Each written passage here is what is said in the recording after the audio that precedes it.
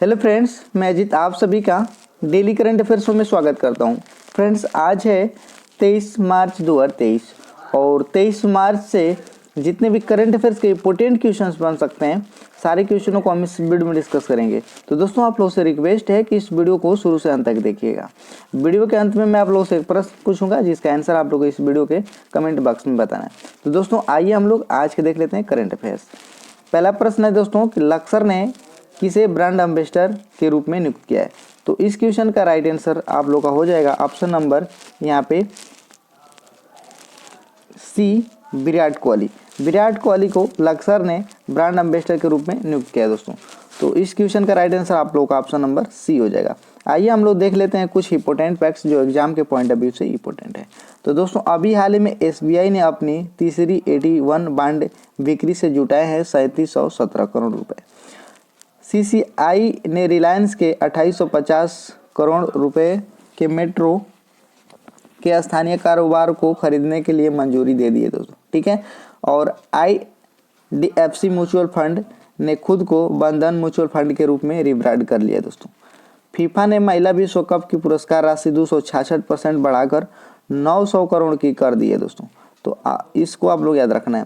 यूरोपीय central bank ने ब्याज दरों में 50 बेसिक पॉइंट की बढ़ोतरी करी है दोस्तों अभी हाल ही में। और ललित कुमार गुप्ता को दोस्तों कॉटन कारपोरेशन ऑफ इंडिया के CMD के रूप में नियुक्त किया गया है दोस्तों। इस पॉइंट को आप लोग याद रखेंगे। अगला प्रश्न है दोस्तों आप लोग के स्क्रीन पर कि वैश्विक आतंकवाद सूचकांक में भारत चौथे स्थान पर रहा। तो दोस्तों, इस क्वेश्चन का सही आंसर हो जाएगा आप लोग ऑप्शन नंबर यहाँ पे सी, 13वां स्थान पे। वैश्विक सूचकांक में भारत 13वां स्थान पे है दोस्तों। तो इस पॉइंट को याद रखेंगे। जबकि अफगानिस्तान की बात करें तो ये पहला स्थान पर है दोस्तों, ठीक है। अभी हाल ही में द वर्ल्ड हैप्पीनेस रिपोर्ट आई है दोस्तों 2023 की, और भारत इसमें 126वें स्थान पर है दोस्तों। इस पॉइंट को आप लोग याद रखेंगे, ठीक है। अगला प्रश्न है दोस्तों आप लोगों के स्क्रीन पर कि भारत के सबसे मूल्यवान सेलिब्रिटी कौन बन गए हैं दोस्तों। तो अभी हाल ही में दोस्तों ये रणबीर सिंह दोस्तों भारत के सबसे मूल्यवान सेलिब्रिटी बन गए हैं दोस्तों। ऑप्शन नंबर ए यहाँ पे करेक्ट हो जाएगा। और बात करें दूसरे नंबर पे आप लोगों को, तो विराट कोहली है, तीसरे नंबर पे अक्षय कुमार है, और चौथे नंबर पे आलिया भट्ट है दोस्तों। तो अभी हाल ही में रणबीर सिंह दोस्तों भारत के सबसे मूल्यवान सेलिब्रिटी बन गए। इससे पहले विराट कोहली थे, और इनका जिसको क्रिकेट से संन्यास लेने के बाद दोस्तों ये दूसरे नंबर पे आ गए। तो दोस्तों, सिंह का ब्रांड जो है अभी मूल्य कितना है, तो 181.7 मिलियन अभी डॉलर है दोस्तों। और कोहली का ब्रांड मूल्य बात करें तो 176.9 मिलियन डॉलर है। तो आप लोग का पहले नंबर पे रणबीर सिंह है। तो ऑप्शन नंबर ए यहाँ पे करेक्ट हो जाएगा। आइए हम लोग देख लेते हैं और जो इंपॉर्टेंट फैक्ट्स हैं जो एग्जाम के पॉइंट ऑफ व्यू से इंपॉर्टेंट है। तो नितिन गडकरी ने बेंगलुरु में मेथनॉल से चलने वाली पहली बसों का अभी हाल ही में अनावरण किया है दोस्तों। सुरेखा यादव एशिया की पहली महिला लोको पायलट बनी है, जो अब वंदे भारत का संचालन करती हैं दोस्तों। भारत सरकार ने जम्मू कश्मीर के लिए आप लोग का बात करें तो 1,18,500 करोड़ रुपए का बजट पेश किया अभी हाल ही में दोस्तों। प्रधानमंत्री नरेंद्र मोदी ने कर्नाटक के हुबली में विश्व का सबसे लंबा प्लेटफार्म का भी हाल ही में उद्घाटन किया है दोस्तों, जो 1.5 किलोमीटर का है दोस्तों। ये अगस्त 2026 तक चलेगी भारत की बुलेट ट्रेन, ये भी हाल ही में रेलवे मंत्री अश्विनी वैष्णव ने बोला है दोस्तों। भारतीय रेलवे 2023 तक नेट जीरो कार्बन उत्सर्जन करने वाला देश बन जाएगा दोस्तों, अभी हाल ही में कहा गया है। द वर्ल्ड हैप्पीनेस रिपोर्ट में 2023 में ये दोस्तों जो भारत है 126वें स्थान पर पहुंच गया है। तो आप लोगों को इस पॉइंटों को भी याद रखना है। आइए दोस्तों हम लोग चलते हैं अगले प्रश्न पे। अगला प्रश्न है दोस्तों योजना से रिलेटेड। तो अभी हाल ही में कहाँ पर पशु चिकित्सा और आयुर्वेद पर अंतर्राष्ट्रीय आयुर्वेद सम्मेलन का उद्घाटन किया गया दोस्तों। तो अभी हाल ही में दोस्तों आप लोग आइए हरिद्वार में आप लोग का दोस्तों चिकित्सा और आयुर्वेद पर अंतर्राष्ट्रीय आयुर्वेद सम्मेलन का उद्घाटन किया गया। तो आप लोग का ऑप्शन नंबर यहाँ पे ए करेक्ट हो जाएगा दोस्तों। बात करें अभी हाल ही में प्रधानमंत्री मोदी ने वैश्विक बाजरा सम्मेलन का उद्घाटन किया है दोस्तों।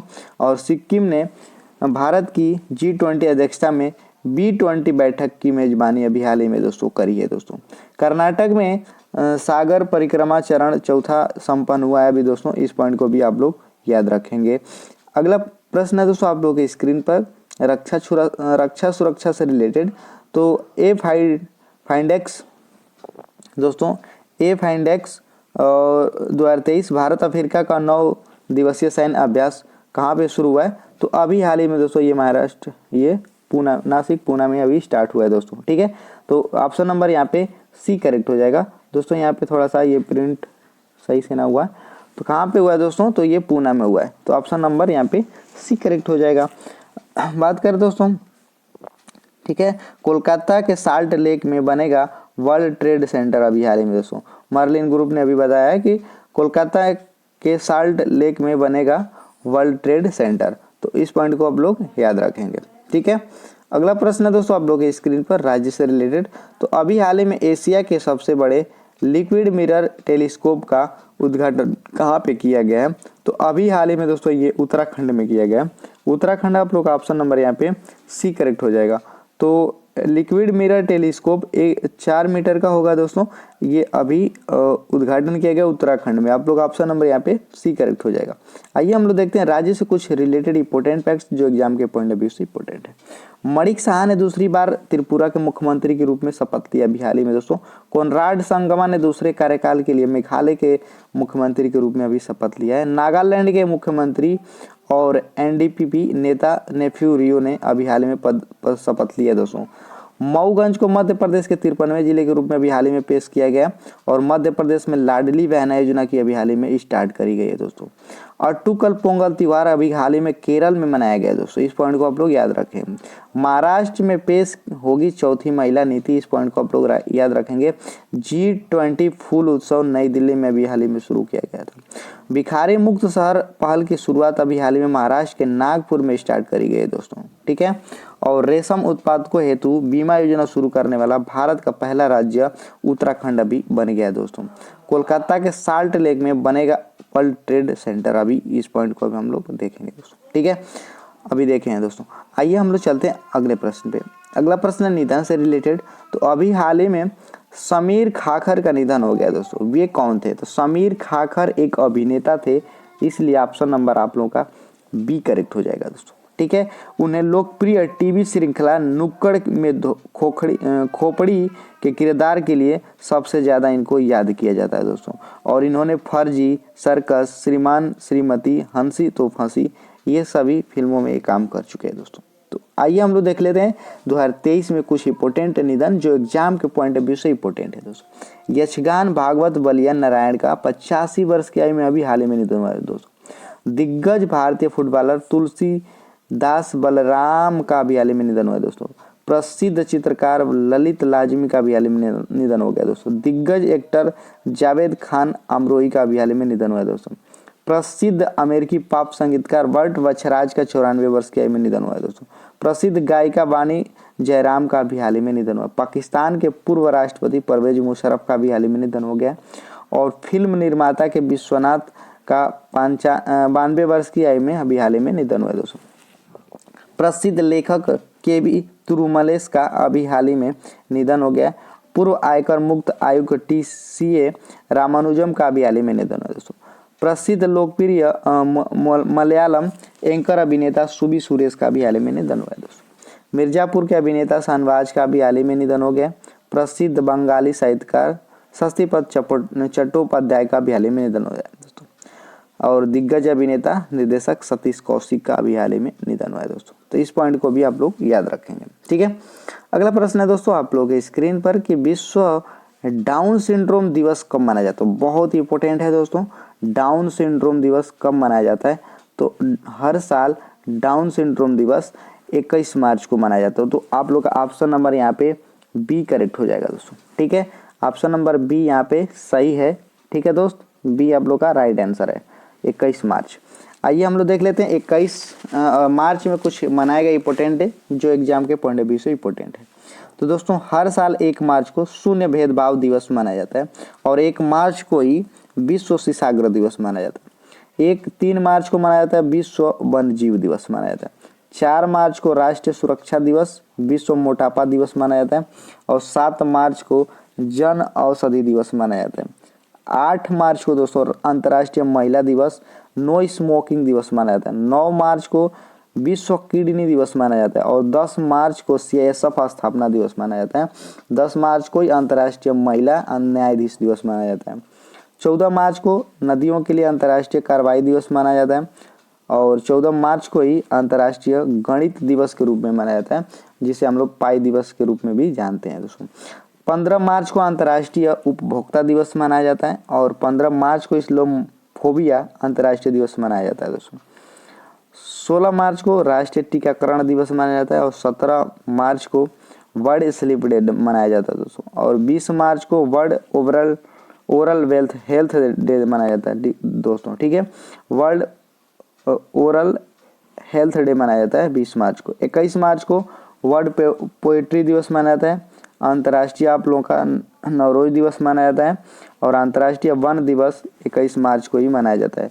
22 मार्च की बात करें तो 22 मार्च को दोस्तों आप लोग का विश्व जल दिवस मनाया जाता है। इस पॉइंट को आप लोग याद रखेंगे। विश्व जल दिवस कब मनाया जाता है?